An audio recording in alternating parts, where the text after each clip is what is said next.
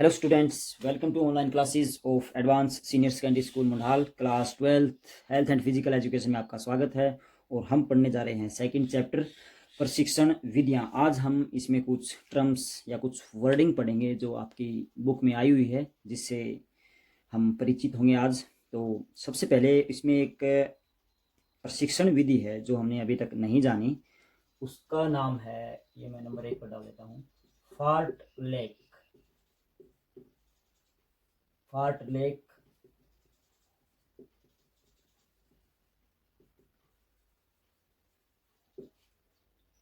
फार्टलेक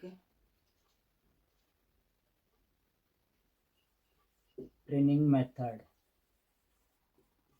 तो ये क्या है फार्टलेक?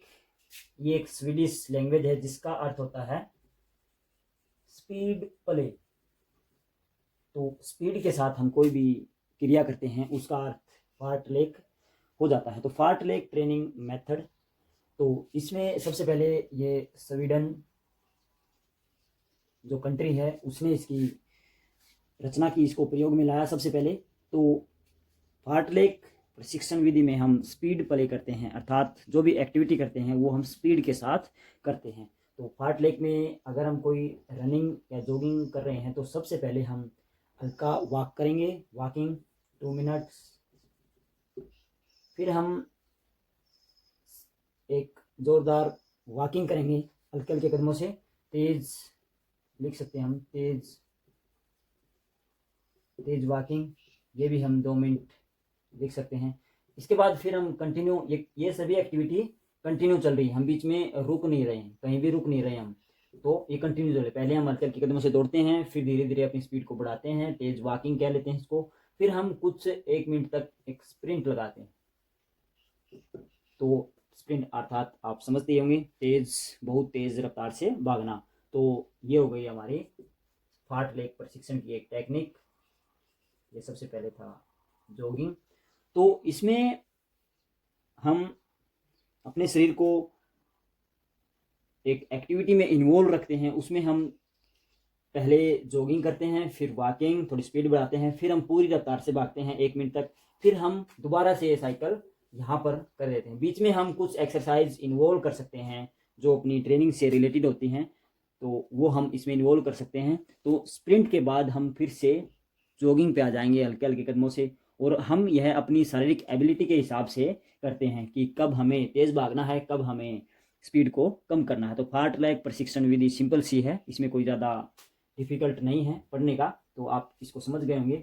आगे हम अभी दूसरा वर्डिंग कर रहे हैं। दूसरा वर्डिंग क्या है? दूसरी वर्डिंग है अति भार। आपकी बुक में एक शब्द आया हुआ है अति भार। तो अति भार, एक हमने पढ़ा था अधिक भार का सिद्धांत, तो वो हमें यहाँ उसका अर्थ नहीं है। ये बिल्कुल ही डिफरेंट शब्द है अति भार। इसका अर्थ, जब हम कोई भी एक्टिविटी करते हैं तो हमारी जो दिल की धड़कन है और जो श्वास गति है वो तेज हो जाती है, और जब हम वो एक्टिविटी खत्म करते हैं तो भी हमारी जो दिल की धड़कन है और जो श्वास गति है वो चलती रहती है। तो उस क्रिया को हम अति भार कहते हैं, क्योंकि जब हम कोई हैवी एक्सरसाइज करते हैं उस दौरान हम जो ऑक्सीजन की मांग होती है और जो हम श्वास ले रहे होते हैं ऑक्सीजन श्वास के साथ साथ, तो उसकी मांग अधिक होने के कारण हमारा शरीर क्या करता है, जो दूसरे अंग होते हैं उनसे ऑक्सीजन उधार ले लेता है। तो उनको ऑक्सीजन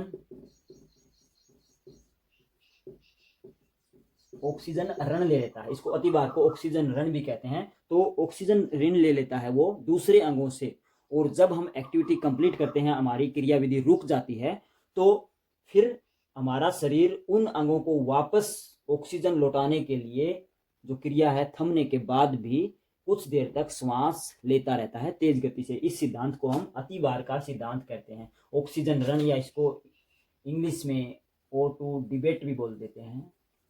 क्योंकि जो ऑक्सीजन है वो हम पूर्ति नहीं कर पा रहे हैं, मगर जो हमारी एक्टिविटी वो अधिक ऑक्सीजन की मांग करती है, तो उस स्थिति में दूसरे अंगों से हम जो ऑक्सीजन उधार लेते हैं उसी को अति भार कहा जाता है। तो उनका हम पर ऑक्सीजन का भार चढ़ जाता है, वो हम फिर बाद में एक्टिविटी समाप्त होने पर कर देते हैं उनको वापस। तो ये एक अति भार है। आगे बढ़ते हैं तो अगला जो हमारा वर्ड है वह है अनुकूलन।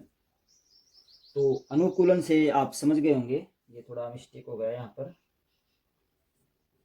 अनुकूलन, तो अनुकूलन का अर्थ है कि जब हम कोई एक्टिविटी करते हैं, क्रियाविधि करते हैं, जब हम उसको बार बार निरंतर उसका अभ्यास, रोज उसका अभ्यास काफ़ी दिनों तक करते रहते हैं, तो हम उस क्रिया में पारंगत हो जाते हैं, माहिर हो जाते हैं। तो वो क्रिया हम बिना देखे भी कर सकते हैं, या ज़्यादा बिना ध्यान उस पर लगाए भी हम वो क्रिया, या हमारा शरीर वो क्रिया करने में सक्षम हो जाता है। इसका सबसे अच्छा उदाहरण है जब कोई टाइपिस्ट होता है, शुरू शुरू में उसको जो वर्ड टाइप करता है वो कंप्यूटर पर, या जो टाइपिंग मशीन होती है उस पर, तो शुरू शुरू में उसको दिक्कत आती है। वो नीचे नीचे एक एक जो बटन अक्षर होता है उसको देखता है, फिर टाइप करता है। मगर जब उसका वो अभ्यस्त हो जाता है, तो उसके बाद वो उन बटनों को बिना देखे ही अपने हाथों से टाइप करता रहता है। तो इस स्थिति को हम अनुकूलन कहते हैं। फिजिकल एजुकेशन में भी इसका काफ़ी योगदान है, क्योंकि जो एथलीट होते हैं, जो खिलाड़ी होते हैं, वो अगर कोई एक्टिविटी कंटिन्यू करते रहते हैं काफ़ी दिनों तक, काफ़ी महीनों तक, तो वो उस क्रिया के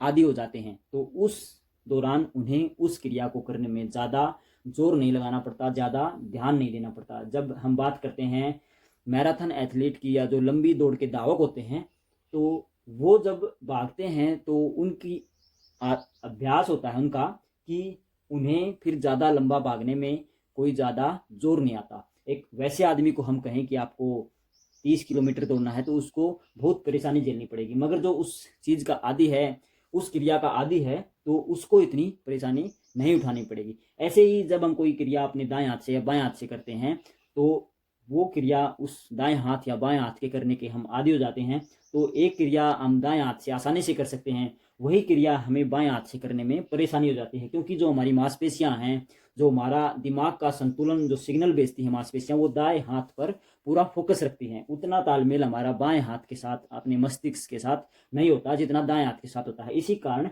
जो हमारा दायां हाथ है वह अच्छे से कार्य करता है। इसमें अनुकूलन में हमें काफ़ी लाभ भी होते हैं कि अनावश्यक चिंता खत्म हो जाती है, हम अभ्यस्त हो जाते हैं, क्रिया करने में आसानी हो जाती है, और हमें अंदर से एक आत्मविश्वास का अनुभव होता है कि हम कोई एक्टिविटी करते हैं बिना किसी बाधा के, वो आसानी से हो जाती है, और उस पर ज़्यादा ध्यान भी नहीं देना पड़ता। तो अनुकूलन को आप समझ गए होंगे कि बिल्कुल ही आसान है अनुकूलन, अर्थात हम किसी का अभ्यस्त हो जाते हैं, काफ़ी लंबे समय तक हम कोई क्रिया करते हैं, तो हम उसको करने में ज़्यादा परेशानी नहीं झेलते, वो आसानी से हो जाती है बिना ध्यान दिए भी। तो अनुकूलन का अर्थ यही है। फिजिकल एजुकेशन में इन शब्दों का काफ़ी महत्व है। ये लगभग आपके सेकंड चैप्टर के लास्ट ही थे, तो आज हमने इनको जाना। तो आप इनको अच्छे से वीडियो को देखें और अपनी कॉपी में नोट करें। मैंने और भी बहुत कुछ बातें बताई हैं, वो भी आप नोट करें वीडियो को देखकर, तो आपको समझने में आसानी होगी। तो आज के लिए इतना ही। Thank you.